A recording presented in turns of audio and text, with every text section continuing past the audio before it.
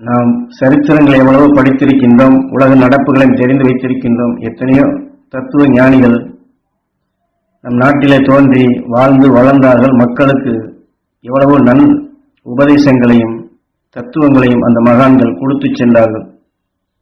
ராமலிங்கடிகள், விவேகானந்தர், ராமகிருஷ்ண பரமஹம்சர், தற்சமயத்தில் வாழ்ந்த மகாத்மா காந்திஜி, இப்படி சொல்லிக்கொண்டே போகலாம். இவர்கள் எல்லாம் மகான்களாக மக்களுக்காக எவ்வளவோ உன்னதமான தத்துவங்களையும் வாழ்வதற்குண்டான வழிமுறைகளையும் அவர்கள் செயல்படுத்தினார்கள். மக்களுடைய அன்பை பெற்றார்கள். மனிதனுடைய வாழ்க்கையைத்தான் அவர்களுக்கு வேண்டிய நிலைகளை செயல்படுத்தினார்கள். ஆனால் அந்த மகான்களுக்கும் உடலை விட்டு பிரிந்து சென்றால் சப்தரிஷி மண்டலத்துடன் இணைய வேண்டும், விண் செலுத்துவதற்கு நமக்கு ஒரு துணை வேண்டும் என்பதெல்லாம் அவர்கள் முழுமையாக அறியாதிருந்தார்கள்.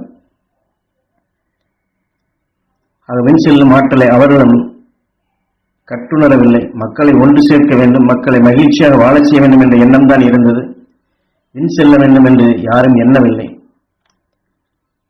அதை போன்று அவர்களை மக்களுடைய அபிமானத்தை அவர்கள் பெற்று மக்களுக்காக பல நிலையில் செய்திருந்தாலும் அந்த அன்பை பெற்ற அந்த மக்களும் யாரும் அவர்களை விண் செலுத்தவும் இல்லை. குருநாதர் இதையெல்லாம் எமக்கு தெளிவாக சுட்டி காட்டி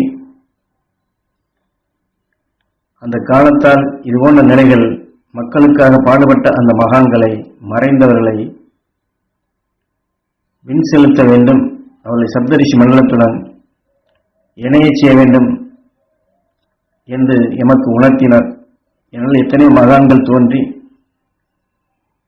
அவர்கள் அறநெறிகளை கொடுத்தாலும் கூட மக்களோ அதை முழுமையாக பின்பற்றாது மனித வாழ்க்கையைத்தான் சதம் என்று எண்ணினார்கள். சதமற்ற வாழ்க்கைக்கு ஜீவன் கொடுத்தார்கள். சதமற்ற வாழ்க்கை என்று வாழ்ந்து கொண்டு எத்தனை நிலைகள் அல்லல் பட்டுக் கொண்டிருக்கின்றார்கள். இதையெல்லாம் மீட்ட வேண்டும், மக்களுக்கு இந்த அருமையான வித்தை நீ ஊன்றிவிடு என்றுதான் குரு சொன்னார். அது பிறரை காட்டிட வேண்டும் என்ற நிலையில் செயல்பட்ட மகான்களின் ஆன்மாக்களை, அந்த மெய்ஞானிகளை, உணர்வுகளை நீ பெற்று தனித்து நின்று விண் செலுத்து என்றார். அந்த மெய்ஞானிகளுடைய உணர்வின் துணை கொண்டு புவியிலே சுழன்று கொண்டிருந்த அந்த மகான்களுடைய ஆன்மாக்களை சப்தரிஷி மண்டலத்துடன் எவ்வாறு இணைக்க வேண்டும் என்று குரு மாமகரிஷி ஈஸ்வராய குரு எனக்கு கற்றுக் கொடுத்தார். கற்றுக் கொடுத்து அதை செயல்படுத்திய பின் அந்த ஆன்மாக்கள் அனைத்தும் எவ்வாறு விண் செல்கிறது, அது எதனின் உணர்வை முதலில் நீ உனக்குள் கவர வேண்டும், எந்த வலுவின் துணை கொண்டு அவர்களை விண்ணிலே உந்தி செலுத்த வேண்டும், விண்ணிலே அந்த ஆன்மாக்களை செலுத்திய பின் அந்த ஆன்மாக்கள் அங்கே மெய்ஞானிகளுடைய அருள்வட்டத்தில் செல்லும் பொழுது உடல் பெறும் உணர்வு எவ்வாறு கரைக்கின்றது என்பதையெல்லாம் நேரடியாக காட்டுகின்றார். அது ஒளி பெறும் உணர்வை சுவாசித்து ஒளியின் சரீரமாக இப்பொழுது எவ்வாறு அந்த ஆன்மாக்கள் விண்ணிலே ஒளியாக சுழல்கிறது என்பதை குருநாதர் எம்முடன் இருந்து இதையெல்லாம் தெளிவாக காட்டினார். ஆக இதையெல்லாம் நான் பேசுகிறேன் என்று நீங்கள் எண்ண வேண்டாம். எல்லாம் குருநாதர் காட்டிய நிலைகள், அவருடைய உணர்வுகளே இங்கே செயல்படுகின்றது. ஒரு மரம் எவ்வாறு மனத்தின் தன்மை கொண்டு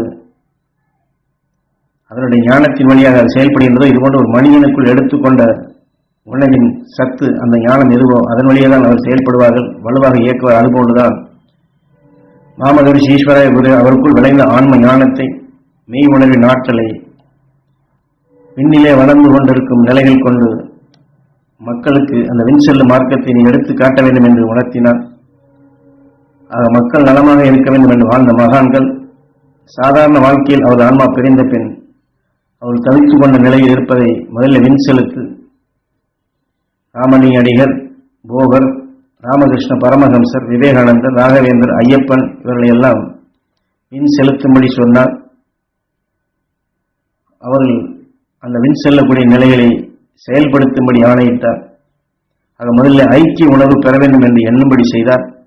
பின் அதன் வழி அவர் சொன்ன முறைப்படி விண் செலுத்தும் பொழுது அவர்கள் உணர்வுகள் எமக்குள் வருவதும் அந்த ஆற்றலை நீ பெருகுவதும், அதன் துணை கொண்டு இப்பொழுது நீ மற்றவர்களுக்கு இதை எடுத்துச் சொல்லி அவர்களுக்குள்ளும் இந்த ஐக்கிய உணர்வை, மெய் உணர்வை பெறும் தகுதியை நீ ஏற்படுத்தினால் அவர்களும் அதை பெறுகின்றார்கள் என்று உணர்த்தினார்.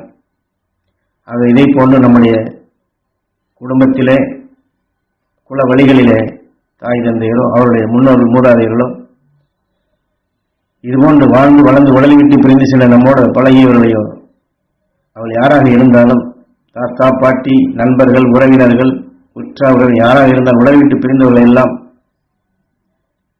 நாமும் இந்த முறைப்படி வின் செலுத்த வேண்டும், இது வின் செலுத்தும் மார்க்கமாக கற்றுக் கொடுக்கிறேன் என்று சொல்லி அவர் இத்தனை பேரையும் வரிசைப்படுத்தியவர் வின் செலுத்தும்படி நேரடியாக காட்டினார். என்றால் அவர்கள் நம்மோடு வாழ்ந்தவர்கள், குல வழியில் வந்தவர்கள் தான். ஆனால் பிரிந்தால் இந்த காற்று மண்டலத்திலே தான் பொதுவாக சுழல்கின்றார்கள். ஆனால் நம்முடைய பழக்க தோஷத்தில் அமாவாசை என்று இருண்ட நாளில் உணவு வைத்து அழைத்தால் அவர்கள் இரு சூழும் நிலைகளுக்கு நாம் அழைத்து வருகின்றோம். ஆக மந்திரவாதிகள் தந்திரவாதிகளோ அவர்கள் கைவல்யப்படுத்துவதற்குத்தான் அது பயன்படுகின்றது. காலத்தால் இதெல்லாம் மாறிவிட்டது. ஐதீகம் சாஸ்திரம் என்று அமாவாசை என்று ஆன்மாக்களை வின் செலுத்துவதற்கு பதிலாக ஆன்மாக்களை நாம் நம்முடைய ஈர்ப்புக்கு இழுத்து கொண்டு வரும் நிலைகளுக்கு செயல்படுத்துகின்றோம். புவியின் ஈர்ப்புக்கு அழைத்து வருகின்றோம். ஆகவே இதையெல்லாம் மாற்றிவிட்டு பௌர்ணமி என்று சப்தரிஷி மண்டல உணவு அருகில் வருவதால் அதனுடைய வலுவை பெற்று விண்ணினுடைய ஆற்றலை எடுத்து பிறவான நிலை பெற்ற அந்த மகரிஷிகள் சப்தரிஷி மண்டல உணவு என்றென்றும் அதை உணவாக அந்த உடலை விட்டு பிரிந்து சென்ற ஆன்மாக்களுக்கு கொடுத்து அந்த சப்தரிஷி மண்டல உணவின் துணை கொண்டு நாம் வின் செலுத்த வேண்டும் என்று கற்றுக் கொடுத்தார். அங்கே இணைத்து சப்தரிஷி மண்டலத்தில் அந்த உடல் பெறும் உணர்வை கருக்கிவிட்டு உயிருடன் ஒன்றி ஒளி சரீரம் பெறச் செய்ய வேண்டும். ஆக தீமையை ஒடுக்கி ஒளியின் சுடராக வாழ்ந்து கொண்டிருக்கும் அந்த சப்தரிஷி மண்டலத்தினுடைய ஆற்றலை நீ முதலில் பருகு, எல்லோருக்கும் கிடைக்க செய் என்றார். அதைத்தான் யாம் இப்பொழுது செய்து கொண்டிருக்கின்றோம். ஆனால் மக்களுக்கு மகான்கள் மண்ணுலகில் அனைவரும் இன்புற்று இருக்க வேண்டும். அறியாத தீமைகள் அதிலிருந்து அவர்கள் விடுபட வேண்டும். மனிதன் மனிதனாக வாழ வேண்டும். ஞானிகள் உணர்வை மக்களுக்குள் புகுத்த வேண்டும். பகமையில்லா வாழ்க்கை வாழ வேண்டும் என்றுதான் மகான்கள் ஒவ்வொருவரும் இதை செயல்படுத்தினார்கள். ஆக மனிதனும் தெய்வமாக வேண்டும் என்றுதான் ராமலிங்க அடிகளும் சொன்னார். குருநாதர் காட்டிய வழியிலே அந்த மகான்களை இவ்வாறு வின் செலுத்தினோம். அதுபோன்று முன்னோர்கள் மூதாதைகளை வின் செலுத்தினோம். அவர் குருநாதர் காட்டிய நிலையில் வின் செல்லும் ஆற்றலையும் வின் செலுத்தும் ஆற்றலையும் இவ்வாறு கற்றுக் கொடுத்த அந்த நிலையை இப்பொழுது வாக்காக உங்களுக்குள் பதிவு செய்கின்றேன். அதில் நீங்களும் அந்த வின் செலுத்தும் ஆற்றலையும் வின் செல்லும் ஆற்றலையும் வளர்த்துக் கொள்ளுங்கள். உங்கள் குடும்பங்களில் உங்களை அறியாது அது நண்பர்களோ மற்றவர்களோ உறவு யாராக இருந்தாலும் உடலை விட்டு பிரிந்து சென்ற ஆன்மாக்களை இந்த புவி ஈர்ப்பின் பிடிப்பில மீண்டும் இன்னொரு உடல் பெறாதபடி அந்த ஆன்மாக்களை எல்லாம் நீங்கள் வின் செலுத்துங்கள். அவளை அறியா ஒளி சரீரம் பெறச் செய்யுங்கள். இனி இந்த காட்டு மண்டலத்தில் இருக்கக்கூடிய தீமையிலிருந்து நாம் விடுபட நம்மையெல்லாம் நாம் காத்துக்கொள்ள வேண்டும் என்றால் முன்னோர்களை